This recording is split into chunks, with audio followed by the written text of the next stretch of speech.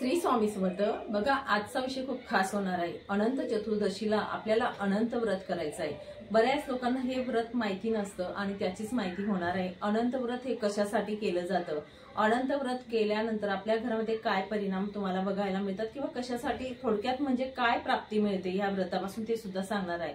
अनंत व्रताचा धागा नाही मिळाला तर काय करावं, कोणता धागा वापरावा, बरेचशा गोष्टी असतात। अनंताची सेवा जी असते, मंत्र स्तोत्र कोणते म्हणावे, कुठला मंत्र आपण म्हणावा, ते सगळं जाणून घेणार आहोत।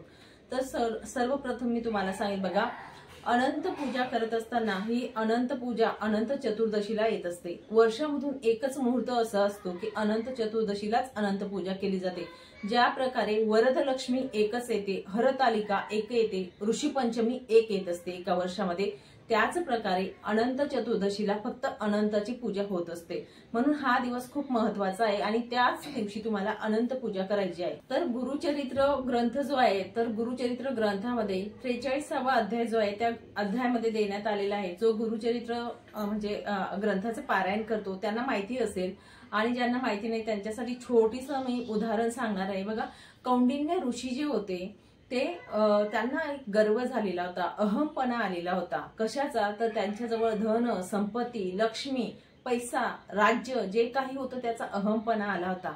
आणि एक दिवस त्यांची पत्नी त्यांना बोलत असते की त्यांचं जेव्हा लग्न होतं तेव्हा त्या रस्त्यात येत असताना बायका व्रत करत होत्या नदीकाठी आणि त्या विचारतात कशाचं व्रत आहे। तेव्हा त्या बायका त्यांना सांगतात की आपल्या पतीची वृद्धी व्हावी, पैसा धन दौलत राज्य यावं यासाठी हा व्रत केला जातो। तेव्हा त्यांच्या पत्नी तिथे व्रत करतात आणि तो धागा हाताला बांधतात आणि नंतर जेव्हा यांच्याजवळ राज्य येतं तेव्हा त्या सांगतात की मी हे व्रत करते म्हणून तुमच्याजवळ धन संपदा सगळं काही आहे।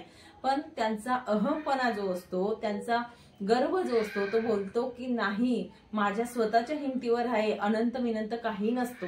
तर तेव्हा ते तो धागा काढून जाळतात, अग्नीमध्ये जाळून टाकतात तो धागा आणि त्यानंतर त्यांची दशा ही खूप नष्ट होते आणि कुठल्या कुठे जाते। त्यांची धन संपदा जी काही असते ती मार्गी लागते, अनिष्ट होत असतं, सगळं काही संपून जातं आणि त्यांची दरिद्रता त्यांच्या घरात येते। आणि तेव्हा त्यांना कळतं की आपण जे काही करत असतो ते चुकीचं झालं आणि कुठेतरी आपल्या लक्ष्मीचा ऱ्हास होत असतो, आपल्या त्यांच्या राज्याचा ऱ्हास होत असतो।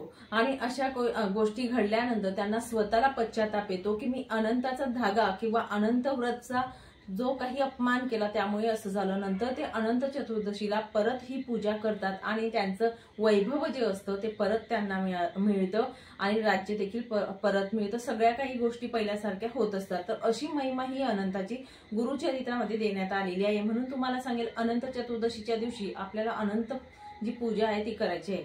आता अनंत म्हणजे काय, बघा, तर बऱ्याच लोकांना माहिती नसतं। तर अनंत म्हणजे काय, तर भगवान विष्णूंचा एक अवतार आहे। 10 अवतार जे भगवान विष्णूंचे आहेत त्यापैकी अनंत हे भगवान विष्णूंचा अवतार आहे। म्हणून भगवान विष्णूंची आपल्याला आपल्या घरामध्ये अनंत चतुर्दशीच्या दिवशी पूजा करायची असते। तुम्हाला आवर्जून असं सांगेल, बघा, अनंत पूजा करत असताना कोणाला काही म्हणजे सुतक विटाळ असेल तर चालणार नाही, पण ही पूजा प्रत्येक घरामध्ये केली जाते। प्रत्येक स्त्री किंवा महिला ज्या असतात त्या करू शकतात। आपल्या घरामध्ये आपल्या सासू करत असतील, आपल्या घरी जी परंपरा आहे त्या पद्धतीने तुम्ही करा। आधी विचारा, जर करत असतील तर त्या पद्धतीने करा। जर नाही करत असणार किंवा माहितीच नाही तर त्या स्त्रियांनी अवश्य हे व्रत करावं किंवा अनंत पूजा ही करावी। आता त्या दिवशी आपण व्रत करावं का, उपवास करावा का, ज्या महिलांना झेपेल त्यांनी अवश्य व्रत करा। नाही झेपत असणार, व्रत करायला उपवास करायला तुम्हाला जमत नाही, तर जोपर्यंत आपण पूजा करतो, सकाळी आपण पूजा करत असतो तो वेळपर्यंत आपण खाऊ नये किंवा आपण म्हणजे सात्विक भोजन घ्यावं, अशा पद्धतीने आपण करू शकतो। बाकी काही नियम नाही। अनंत पूजा करत असताना आता ही पूजा सकाळी करावी की संध्याकाळी, तुम्हाला वेळ साध्य होईल त्या पद्धतीने तुम्ही दिवसभरात करू शकतात, काही हरकत नाही। सकाळी केली तरी देखील चालेल, संध्याकाळी केली तरी देखील चालेल। अनंत पूजा करत असताना आपल्याला अशा पद्धतीने, बघा, हा अनंत आहे, तर हा अनंत धागा जो आहे हा आपल्याला घ्यायचा आहे। हा अनंत धागा आपल्याला आपल्या केंद्रांमध्ये सुद्धा मिळतो, पूजा भांडारची दुकानं असतात बाहेर, तिथे सुद्धा तुम्हाला मिळून जाईल, ठीक आहे। तर अशा पद्धतीने तुम्हाला मिळेल। हा धागा जर मिळालाच नाही तर आपण काय करावं, तर मौली जो असतो, बघा, लाल कलरचा मौलीचा धागा जो असतो तो आपण घ्यावा, त्याची सुद्धा आपण पूजा केली तरी सुद्धा चालेल। हा धागा बघा एवढा आहे, माझ्या हाता एवढा, तर एवढ्या पद्धतीने आपण मोजून घ्या आणि तशा पद्धतीने आपण हा धागा आणायचा आहे। तुम्हाला सर्वात प्रथम सांगेल, हा नाही मिळाला तरी सुद्धा तुम्ही असं म्हणू नका की मी पूजा करणार नाही, मौली असेल त्याची पूजा करा। कारण देव हे मंत्रांचे अधीन असतात, ना की धागा किंवा कुठली गोष्ट असते त्याच्या अधीन असतात. तर सेवा आपल्याला करायची आहे त्या दिवशी आणि आवर्जून करायची. हा धागा आपल्याला घेऊन यायचा आहे. धागा आणल्यानंतर आपल्या देवघरामध्ये आता आपल्याला पूजा करायची आहे. आता पूजा करत असताना आपण आपल्या देवघरामध्ये, देवघर जर असेल तिथे तुम्ही पूजा केली अगदी तरीही चालेल. तुमच्या घरात जर बघा भगवान विष्णूंचा फोटो असेल तो ठेवू शकतात, किंवा सत्यनारायणचा फोटो जो असतो तो सुद्धा तुम्ही ठेवू शकतात. पुसून घ्या, पूजा करून घ्या, तुपाचा दिवा प्रज्वलित करावा आणि त्यानंतर आपण हा अनंताचा जो धागा असतो त्याला पाण्याने धुवायचा आहे, नंतर दुधाने किंवा मग पंचामृताने धुवायचा आहे, किंवा दुधाने धुतला तरीही चालेल. आणि नंतर परत साध्या पाण्याने या धाग्याला आपण स्वच्छ धुवायचा आहे. धुत असताना भगवान विष्णूंचा आपल्याला कुठलाही एक मंत्र म्हणायचा आहे, जो तुम्हाला सोपा वाटेल तो म्हणा. ओम नमो भगवते वासुदेवाय नमः हा म्हटला तरी चालेल, किंवा ओम कृष्णाय वासुदेवाय हरये परमात्मने प्रणतः क्लेशनाशाय गोविंदाय नमो नमः हा म्हणा. तुम्हाला जो सोपा आणि छान वाटेल ना तो मंत्र म्हणत आपल्याला ही सगळी पूजा करायची. याला स्वच्छ धुवावा, पुसून घ्यावा. पाटावरती किंवा मग आपल्या देवघराजवळ एक छोटंसं आसन आपण टाका. त्या आसनावरती आपला हा अनंताचा धागा ठेवायचा आहे.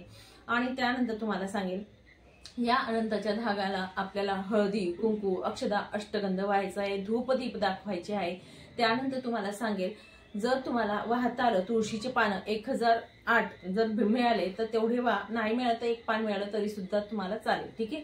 आता ह्या पूजेनंतर आपल्याला सेवा कुठल्या करायच्या आहेत तर बघा, आपण अनंताचा धागा ठेवल्यानंतर आपल्याला समोर बसून विष्णू सहस्र नाम हे म्हणायचं आहे, किंवा नाही जमलं तर विष्णू सहस्र नामावली या दोघींपैकी एक सेवा तुम्हाला करायची आहे. हे म्हणत असताना कुठलंही एक म्हणत असताना तुमच्याजवळ एक तुळशीचं पान उजव्या हातात ठेवा तरी देखील चालेल.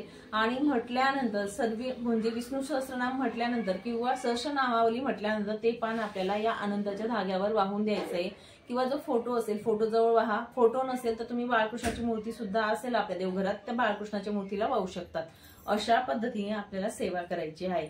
ही साधी आणि सोपी सेवा आहे, अगदी छान सेवा आहे. त्यानंतर तुम्हाला सांगेल, अनंत चतुर्दशीच्या दिवशी सत्यनारायण पूजा नक्कीच आपल्या घरामध्ये करा. कारण भगवान विष्णूंची सेवा म्हणजे सत्यनारायण पूजा असते आणि ही आपल्या घरामध्ये व्हायलाच पाहिजे. म्हणून अनंत चतुर्दशीला सत्यनारायण पूजा ही करायचीच आहे. या 10 दिवसांमध्ये तुम्हाला नाही जमलं सत्यनारायण करायला तर आवर्जून सांगेल, तर अनंत चतुर्दशीच्या दिवशी नक्कीच तुम्ही सत्यनारायण पूजा आपल्या घरामध्ये करायची आहे. तर भगवान विष्णूंच्या ज्या मी सेवा ही सांगितली, अगदी छान सेवा आहे, ही नक्कीच सगळ्यांनी करावी. अनंताचा धागा जसं पूजा वगैरे झाल्यानंतर आपल्या घरातील माणूस असेल, कर्ता पुरुष असेल, त्याच्या हातात आपण अनंत बांधायचा आहे. आता हा अनंताचा धागा जर तुम्हाला शक्य नाही सांभाळणं, की कुठे याला पाडायचं नाही, कुठेच रस्त्यात किंवा इथे पडला गाठ आपली सुटली असं करायचं नाही. जर तुम्हाला सांभाळता नाही आला तर तुम्ही 1-2 दिवस बांधून घ्या आणि अनंत काढून, जसं मी आता ठेवलेला आहे हा मागच्या वर्षीचा, तर असा काढून ठेवा. एका डब्बीमध्ये आपण हे ठेवायचे आहेत. आपण जेव्हा कुलदेवीला जात असतो किंवा तीर्थक्षेत्राला जात असतो तिथे हे अनंताचे धागे न्यायचे आणि तिथे विसर्जन करू शकतो आपण. ठीक आहे. अशा पद्धतीने करावे. अनंत बांधत असताना देखील आपला एक मंत्र असतो तो म्हणावा आणि सोडताना देखील मंत्र असतो तो आपण म्हणू शकतो. ते मंत्र कोणते ते नक्कीच मी डिस्क्रिप्शन मध्ये किंवा इथे फ्लॅश होती तुम्हाला. अशा पद्धतीने हे मंत्र म्हणायचे आहेत. अशा पद्धतीने आपल्याला अनंत पूजा ही अनंत चतुर्दशीच्या दिवशी करायची आहे. ज्या घरामध्ये या धाग्याची किंवा अनंताची पूजा केली जाते त्या घरामध्ये कशाचीच कमी पडत नाही. माता लक्ष्मी या स्थिर रूपात राहतात. भगवान विष्णूचा कृपा आशीर्वाद सदैव आपल्या पाठीशी असतो. चला मग, सांगितलेली माहिती नक्कीच तुम्हाला समजली असेल अशी अपेक्षा करते आणि इथेच विराम घेते. नंतर अजून भेटेल अशाच व्हिडिओ सोबत. श्री स्वामी समर्थ. अवधूत चिंतन. श्री गुरुदेव दत्त.